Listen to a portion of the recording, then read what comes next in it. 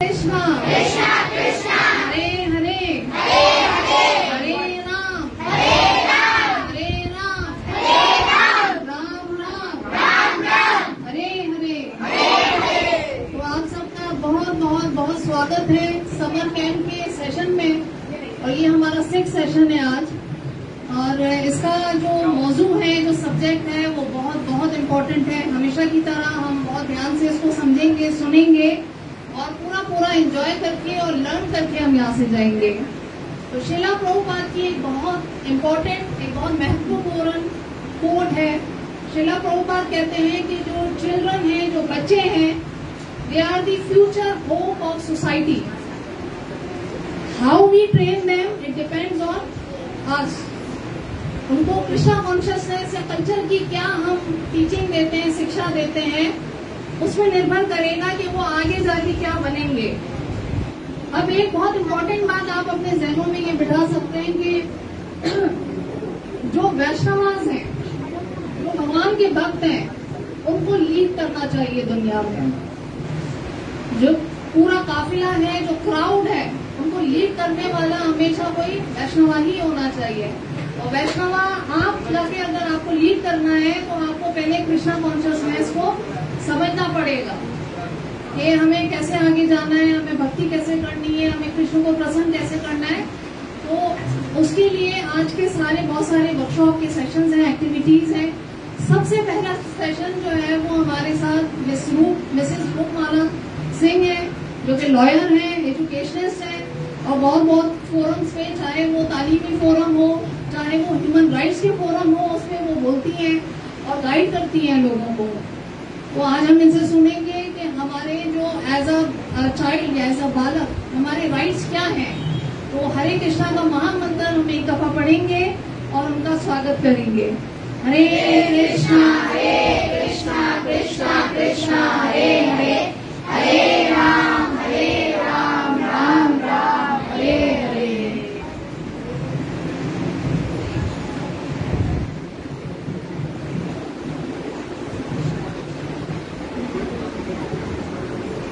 हरे Krishna.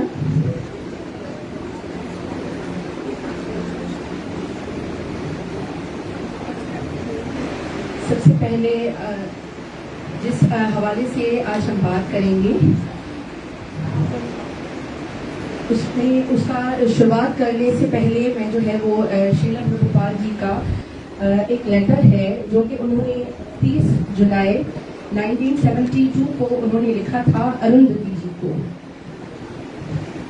English में आप लोग देख सकते हैं, मैं आपको ट्रांसलेट करूंगी उसकी उर्दू में। श्रीला प्रभुपाद जी कहते हैं कि हम लोग लकी हैं कि हमें ये जो बालक मिले हैं वो सारे वैष्णवास हैं और हम खुश नसीब हैं कि हमें इनको संवारने का, कृष्णा कॉन्शियसनेस में इनको आगे बढ़ाने का हमें भगवान ने, ईश्वर ने मौका दिया है और हमें इन पर ध्यान देना चाहिए। और भले आप किसी भी मंदिर में जाके सेवा करें, भक्ति करें, उनसे कई ज्यादा इम्पोर्टेंट है कि जो बच्चे हैं उनको अहमियत दें, उनकी सुने। ये स्पेशली लेटर जो है वो माताओं के लिए भी है, क्योंकि जब हम किसी भी बालक के लिए बात करते हैं तो स्पेशली वो पेरेंट्स के लिए ज्यादा इम्पोर्टेंट होता है, क्योंकि हम लोग ही अपने बच्चों को डील कर रहे होते हैं। सबसे पहले मैं आपसे ये सवाल करूंगी कि आप सब मुझे बच्चे बताएं, ये जो शरीर आपका है ये किसने दिया है आपको? इसकी रक्षा करना, इसकी सुरक्षा करना किसकी जिम्मेदारी है? हमारी अपनी जिम्मेदारी है।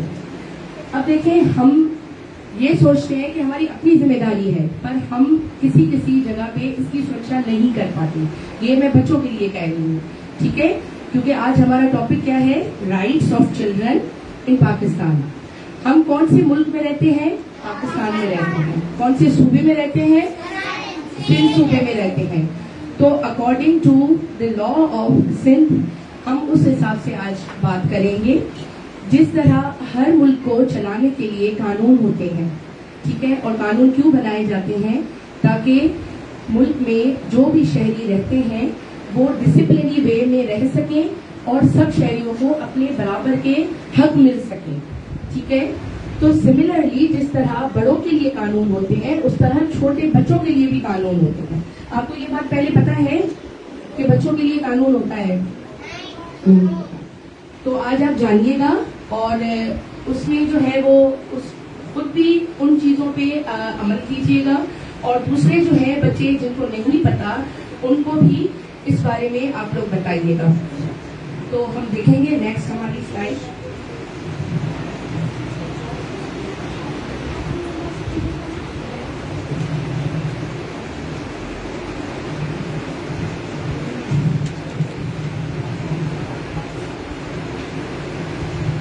जैसे मैंने आपको बताया कि हम सिंध सूबे में रहते हैं, तो सिंध सूबे में जो एज है बच्चों की वो है 18 साल तक की। आपको सबसे पहले ये समझना जरूरी है कि हम बच्चा किसे कहते हैं। तो सिंध सूबे की जो एज है अकॉर्डिंग टू लॉ वो है 18 साल तक की। हर वो इंसान जो कि भले वो चाहे लड़का हो चाहे लड़की हो, उसकी 18 साल की उम्र हो या 18 साल से कम का हो तो वो बच्चा कहलाता है। ठीक है,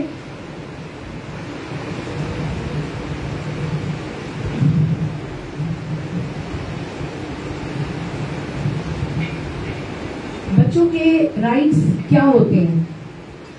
सबसे पहला उनका जो हक है वो क्या है? तालीम का है। तालीम सब बच्चों को हासिल करनी है और प्रॉपर वे में हासिल करनी है। दूसरा जो है, यहाँ पे आपको थोड़ा सा हल्का नजर आ रहा है, मैं आपको बता देती हूँ।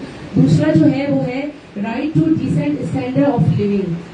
आपका जो है वो रहन सहन, डिसेंट स्टैंडर्ड से ये मुराद नहीं है कि आप बड़ा जो है वो अपने पेरेंट्स को परेशान करो कि हम हाई फाई रहना चाहते हैं, नहीं।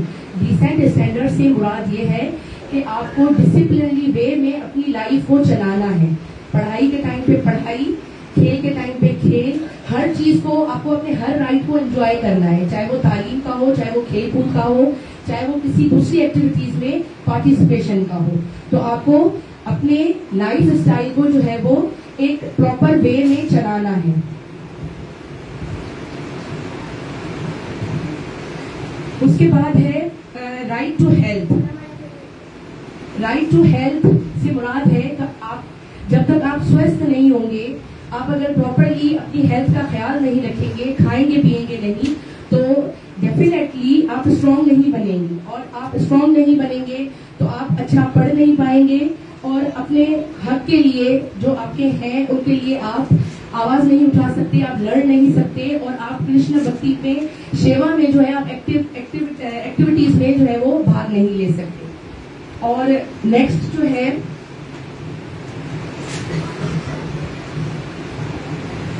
Right to protection from abuse. ये जो टॉपिक है बहुत ही गौर करने वाला है और समझने वाला है, जो कि हम आगे इसमें जो है वो स्लाइड्स में हम देखेंगे, उसके जरिए मैं आपको बताऊंगी।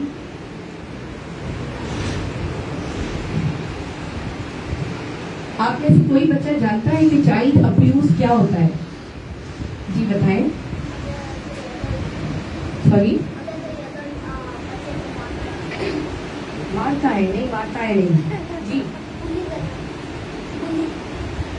देखिए, चाइल्ड अब्यूज का मतलब होता है बच्चों के साथ बदसलूकी। बदसलूकी में वो सारी चीजें आ जाती हैं जो कि गलत होती हैं, रॉन्ग होती हैं, जो कि हमें अपने शरीर के साथ होने नहीं देनी चाहिए, भले चाहे वो आपका दिमाग हो, ठीक है, या आपका शरीर हो।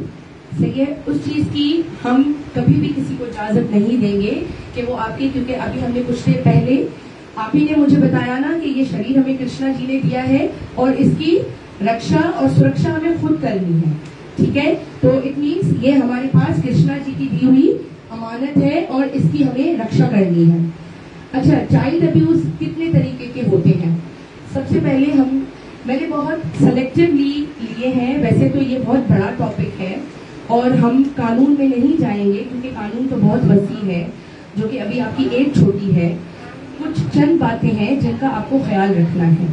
ठीक है, सबसे पहले है मेंटली। ठीक है, मेंटली अब्यूज क्या होता है? कोई भी व्यक्ति आपके साथ किसी भी प्रकार का गलत गुफ्तगू करे, बात करे आपसे, या आपके जहन में किसी भी तरह की गलत बातों को क्रिएट करे और आपको प्रेशराइज करे कि आप भी मेरे साथ उस तरह की गुफ्तगू करें। ये होता है मेंटली अब्यूज। ठीक है, मैं स्लोली ग्रेजुअली वो बातें आपसे ये सारी शेयर करती जाऊंगी जो कि प्रॉब्लम्स बच्चों को होती हैं। एंड में हम कंक्लूजन पे आएंगे जब इनसे बचने का आपको तरीका बताया जाएगा। सेकंड हमारा है निग्लेक्ट। ठीक है, निग्लेक्ट में क्या होता है कि बच्चा जो है कुछ भी शेयर करना चाह रहा होता है पर उसको जो है वो इग्नोर किया जाता है। कौन इग्नोर करता है? हर वो इंसान जो आपके क्लोज है या जिनसे आप शेयर करना चाहते हो वो आपको नजरअंदाज कर रहे होते हैं। कभी ऐसा हुआ है कि कुछ आपने शेयर करना चाहा हो और आपको किसी अपने ने या आपके माता पिता ने कभी नजरअंदाज किया हो? ऐसा होता है कभी? ऐसा हुआ है आप लोगों के साथ? कोई भी बात हो।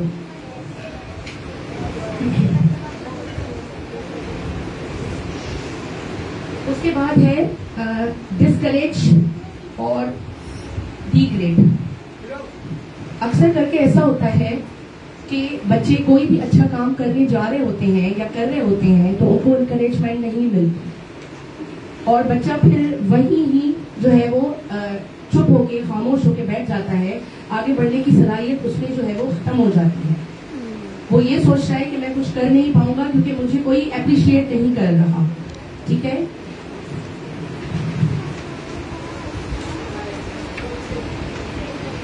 ये बहुत इंपॉर्टेंट है। फिजिकली पहले हमने जो भी चीजें अभी कुछ देर पहले मैंने आपसे शेयर की वो सारी ऐसी थी जो कि सिर्फ आपके जहन से आपके दिमाग से रिलेटेड थी। ठीक है, अब जो मैं आपको बताने जा रही हूँ वो है फिजिकली। आपका ये जो शरीर है इसकी, जैसे कुछ देर पहले मैंने आपको बताया, आपने मुझसे शेयर किया कि इसकी रक्षा करना हम लोगों की खुद की जिम्मेदारी है। तो कोई भी अगर आपके शरीर को टच करता है, ठीक है, फिजिकल में एक आ जाता है गुड टच और एक आता है बैड टच। आपको टिप्स नजर आ रही है?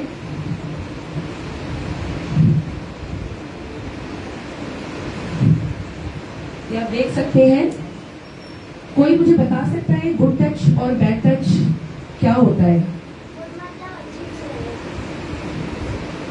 देखें, गुड टच सिर्फ दो तरह के होते हैं। एक वो जो आपके सर पे रखा जाए और एक वो जो आपके शोल्डर पे रखा जाए। अब आप सोच रहे होंगे कि ये सिर्फ दो में क्यों बोल रही हूँ। जब कोई आपके सर पे हाथ रखता है तो वो आपकी एप्रिसिएशन के लिए होता है, आपके आशीर्वाद के लिए होता है। ठीक है, और दूसरा आपके शोल्डर पे जो कि रखा जाता है वो आपको इंकरेज करने के लिए होता है, आपको शाबाशी देने के लिए, आपको आगे बढ़ाने के लिए होता है। तो ये जो दोनों टच है वो हमें बिल्कुल भी बुरा नहीं मनाना है इन पे। बैड टच क्या है? आपकी बॉडी के जो भी पर्सनल पार्ट्स हैं, अगर कोई भी उनको हाथ लगाता है, ठीक है, आपकी इजाजत के बगैर आप टच करता है आपको, तो दैट इज बैड टच। उनसे आपको बचना है, वो हम कंक्लूजन में देखेंगे। ठीक है, अब आपको समझ आया गुड टच और बैड टच क्या है?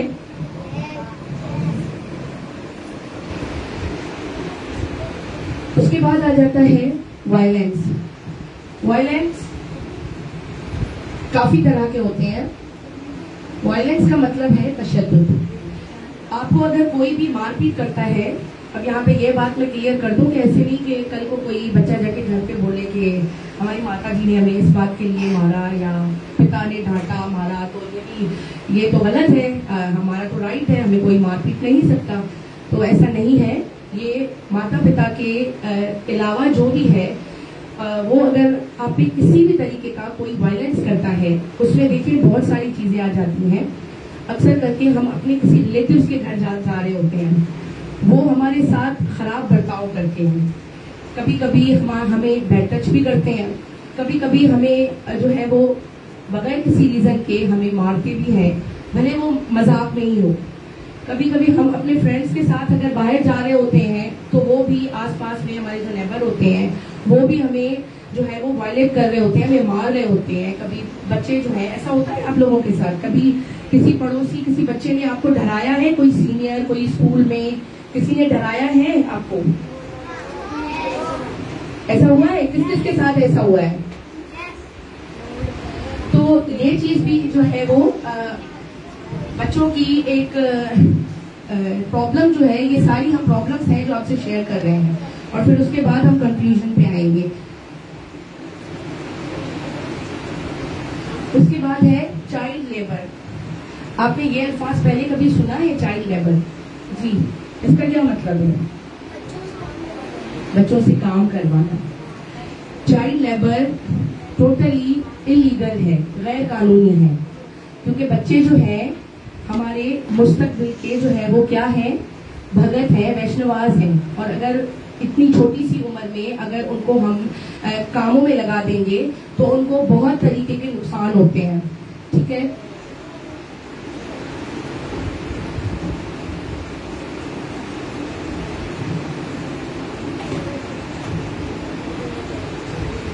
सबसे पहले जो उनका नुकसान होता है वो होता है मेंटली। जैसे कुछ देर पहले मैंने आपको बताया, अब मैं वो चीज इससे कनेक्ट करती हूँ कि मेंटली जो हम दिमाग में, ये हमारे पूरे बॉडी को चला रहा होता है, हमारा जहन, दिमाग हमारा। तो बच्चे जो हैं, अगर वो इसी सोच में बच्चा रहेगा कि मैं जो है वो काम करता हूँ और मेरे सामने जो बच्चा है वो किताब लेके पढ़ रहा है, तो ये उसको मेंटली डिस्टर्बेंस क्रिएट होगी, जिसकी वजह से बहुत बड़ा नुकसान होता है। नेक्स्ट जो है वो है, नेक्स्ट है फिजिकली। ठीक है, बच्चे की जो है वो बॉडी जो है उस पर भी अफेक्ट होता है। किस तरह से अफेक्ट होता है? क्योंकि एक बच्चा, अगर आपकी उम्र जितना आप लोग पढ़ रहे हो और कोई बच्चा ऐसा जो कि एक लेबर है, कहीं पे काम कर रहा है, तो वो एक कानूनी गलत है, और उसकी जो हेल्थ है वो भी उससे खराब होती है। मतलब वो अच्छा खा नहीं सकता, अच्छा पी नहीं सकता, और उसका पूरा ध्यान जो है वो अपने मालिक की तरफ होता है कि मैं अगर अच्छा काम नहीं करूंगा तो मुझे जो है वो किसी गलत बात का सामना करना पड़ेगा, मुझे मार खानी पड़ेगी। तो इसीलिए फिजिकली उसकी जो हेल्थ है वो खराब हो रही होती है। ठीक है, और उसके बाद है सोशली कैसे नुकसान होता है बच्चे का, कि एक ऐसा बच्चा हो सकता है जो काम करने वाला बच्चा हो, उसका माइंड जो है उसका उसके जहन में कोई अच्छा गुण हो ऐसा जो कि हम लोग समझ नहीं पाते हैं, और हम उसको दबा रहे होते हैं उससे काम काज करवा के। यहाँ पे मैं एक छोटा सा एग्जाम्पल दूंगी। जैसे सेकंड हमारा सेशन हुआ था आर्ट का, तो आर्ट में जब बच्चे एंटर हुए थे उस सेशन में, तो बच्चों ने कहा था कि हमें तो आर्ट आती ही नहीं है, हमने तो कभी ड्राइंग ही नहीं की। पर स्लोली ग्रेजुअली जैसे स्टार्ट हुआ सेशन, और जब इस्कॉन की पूरी टीम ने बच्चों को जब इंकरेज किया, तो मैंने देखा कि बच्चे बहुत अच्छा बना रहे थे। इवन कोई फ्लूट अच्छा बना रहा था, तो फ्रूट्स भी जो है उन्होंने अच्छे बनाए जो कि भगवान को अर्पण किए। तो हम इस बात से हम लेते हैं कि हर बच्चे में क्वालिटी होती है, हर बच्चा जो है वो भगवान ने उनमें कोई ना कोई ऐसा गुण रखा होता है, जिसकी वजह से हम अगर उनसे इस उम्र में काम काज में उनको ऐसे लगा देंगे तो वो एक गैर कानूनी भी है, और उसमें जो है हम अपनी सोसाइटी में सोशली हम एक जो है वो किसी अच्छे आर्टिस्ट को हम लोग खत्म कर रहे होते हैं, उसको पीछे कर रहे होते हैं।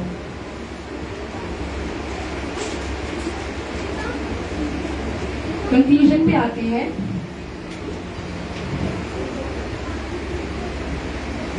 ये एक कोट है, और